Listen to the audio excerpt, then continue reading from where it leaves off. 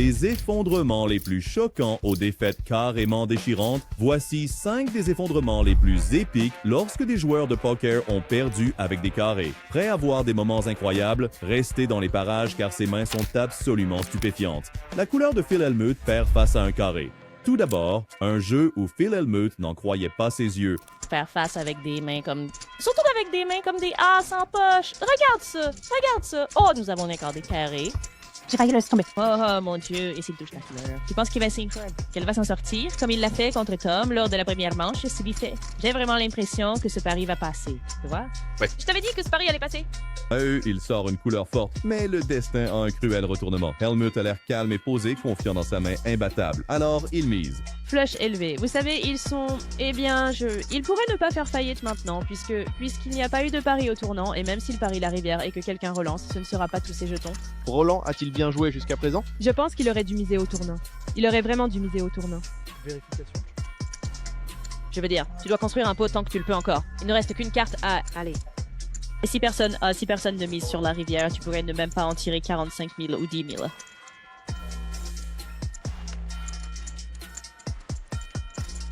De Wolf décide de relancer de nulle part. Relance à 37 000. Oui, je pense que c'était une bonne relance de sa part. S'il avait mis la moitié de son tapis, je pense qu'il y a beaucoup plus de chances qu'il se couche que s'il vient de relancer 37. Et parce que maintenant, Phil va penser qu'il lui reste des jetons. Il peut encore jouer si... Alors que les choses prennent une tournure, il essaie de contenir ses émotions avec un grand sourire. Capable de faire de gros folds. Mais avec la façon dont l'action s'est déroulée, est-il capable de folder ça? Je ne sais pas. Ça ressemble beaucoup à Roland à une paire de 5. Est-il capable de... Nous savons qu'il est capable de faire de gros folds, mais avec la façon dont l'action s'est déroulée, est-il capable de folder ça? Je ne sais pas. On dirait beaucoup que Roland a une paire de 5 ici pour attendre et jouer la main. Parce que je pense que si Roland avait une couleur, il aurait misé au tournant. Et je pense que s'il avait eu un 8, il aurait aussi misé au tournant. Donc, soit... Mais tout le monde pouvait sentir la frustration de Phil grandir. Voici ce qui se passe ensuite. Où, en venant ici ce soir, Hellmuth et The Wolf parlaient d'une main que The Wolf a joué où il a fait un énorme bluff à la rivière lors de la dernière Premier League avec 2-6 contre Ian Fraser. Et Phil disait que c'était la chose la plus stupide. Je peux battre le 9-10 de pique.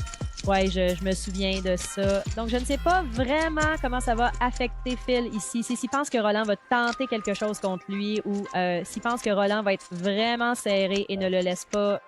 À la fin du jeu, le gars perd complètement son sang-froid. Voici l'explosion classique de Hellmuth.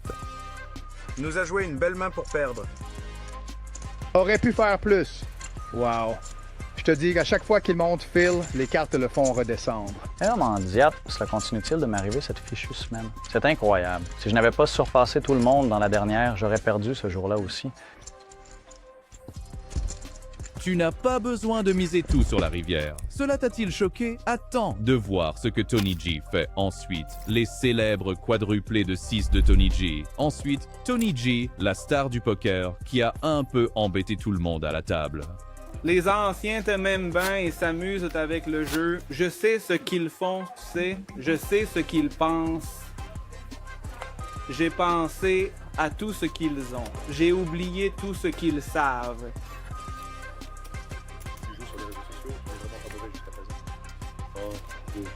Oh, mon pote. Et tu as le Tony Resort ouvert à... Le jeu commence avec Tony ayant un moral beaucoup trop élevé. 25. Tu sais que tu l'as. Tu as le Tony Resort, boisson illimitée. Tu as Norda qui te protège la nuit.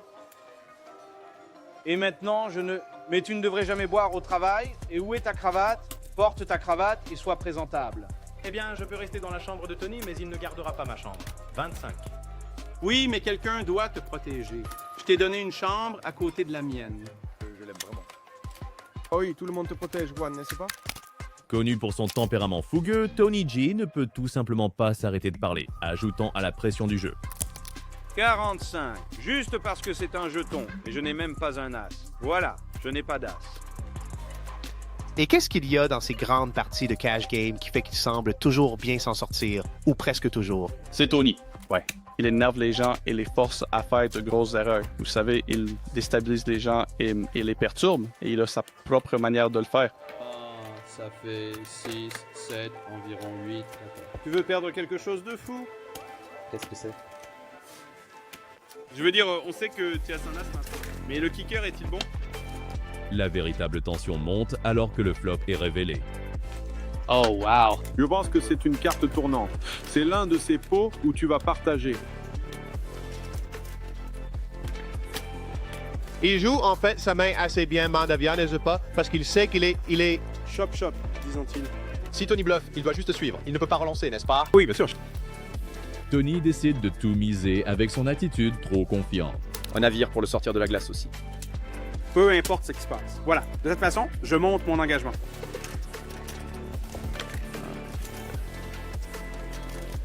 Parce que...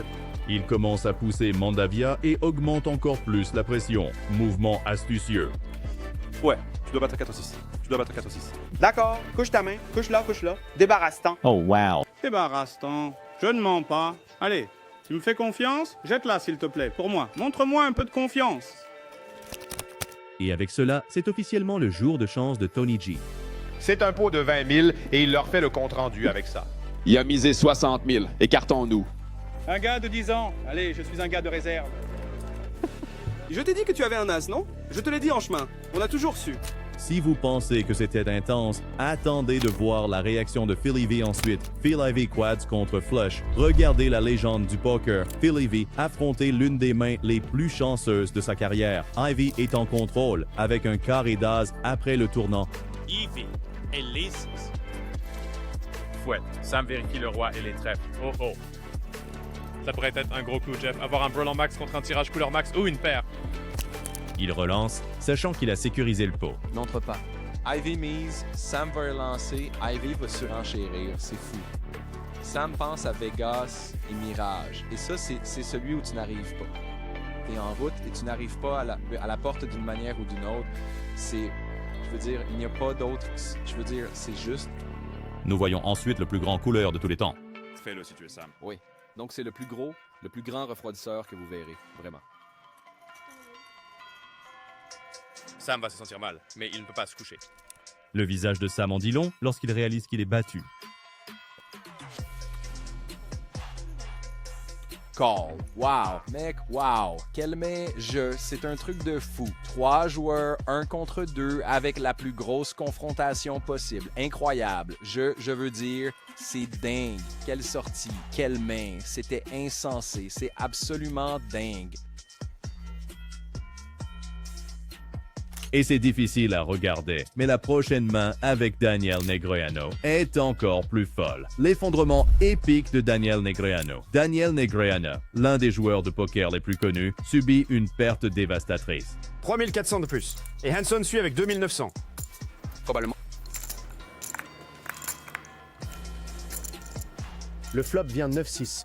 Oh, oui, oh! Les deux joueurs ont floppé des brelats. Daniel à 3-6, Gus à 3-5.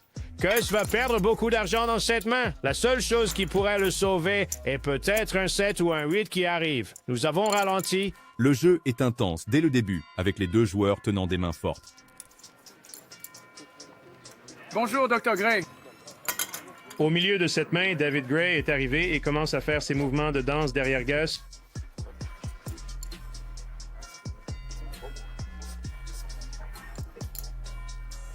Gus essaie de comprendre quoi faire ici. Il va le relancer ici. C'est le bon choix. Vous ne voulez pas que quelqu'un entre ici avec une main comme 9-8. Il relance de 26 000 $. Daniel est confiant alors qu'il mise lourdement. Tiens, Daniel va juste nous suivre. Il va laisser une carte sortir. J'aime ce mouvement de Daniel. Gus est convaincu qu'il a maintenant la meilleure main.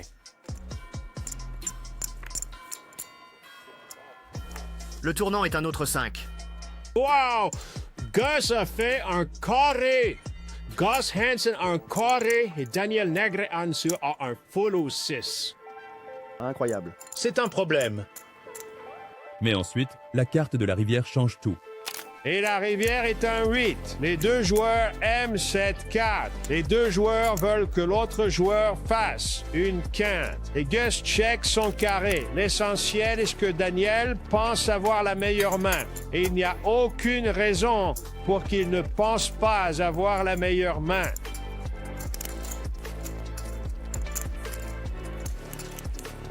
Il pense que le bon montant à miser est 65 000 $. 65 000 $. La réaction de Daniel est de la pure agonie lorsqu'il réalise qu'il a perdu. C'est un coup dur, donc je ne peux pas me sentir trop mal. Si je perds ce pot, c'est un très mauvais coup dur. Paire de 5, paire de 9, peut-être que tu as des paires de 8. Ah, ça serait dingue aussi. Ça serait dingue. Eh bien, tu as raison, Daniel. C'est l'une des options ici. Avec quoi d'autre? Gus Hansen te relèverait-il de 165 000 $? Et Daniel décide de suivre. Oh, je suis tellement malade. Lui montre les 5. J'avais une seule carte, je te crois. Je n'étais pas trop content au flop, mais une fois que le tournant est arrivé... Il n'était pas trop content. Pendant ce temps, il remporte un pot de plus de 575 000 $. Vous regardez un homme qui vient de perdre presque 300 000 $ en liquide. Ouf. Vous pensez que c'est mauvais? Le dernier clip de Tom Dwan vous laissera sans voix. L'incroyable bad beat de Tom Dwan. Enfin, nous concluons avec Tom Dwan infligeant un bad beat irréel. Il le fait certainement, et bien, Sandor paie le prix pour avoir joué lentement ses valets ici. Et il tend la main vers les jetons. Il va faire un pari. Tellement en retard ici. Le valet a toujours l'air joli.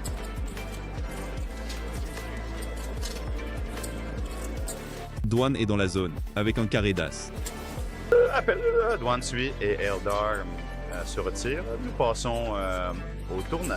Et c'est un 5. Donc Dwan a maintenant un full. Il a un full. Et Sandor, eh bien, cette fois, il check.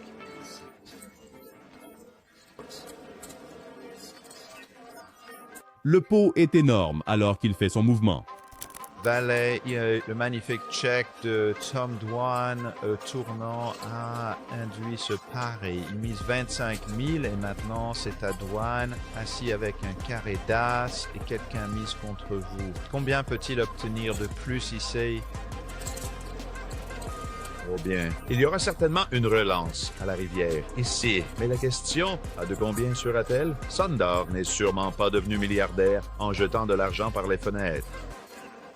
N'importe quelle sorte de relance ici. Je veux dire, le minimum doit être 25 000. Et c'est exactement ce que c'est. C'est une relance à... Mais la dernière carte choque tout le monde à la table. Alors Sandor hoche la tête et dit « Je suis, ne le jette pas ». Le visage de Dwan est l'image même de l'incrédulité totale. Un regard de résignation, alors que Sandor voit les carrés de Dwan, un haussement d'épaule, presque désolé de Tom Dwan, alors qu'il est content de tondre le mouton. Une véritable crise épique pour terminer cette liste. N'oubliez pas de nous donner un pouce en l'air si vous avez aimé regarder et abonnez-vous à la chaîne pour plus de vidéos de poker incroyables. Nous reviendrons bientôt avec un autre épisode palpitant. Mais c'est d'avoir la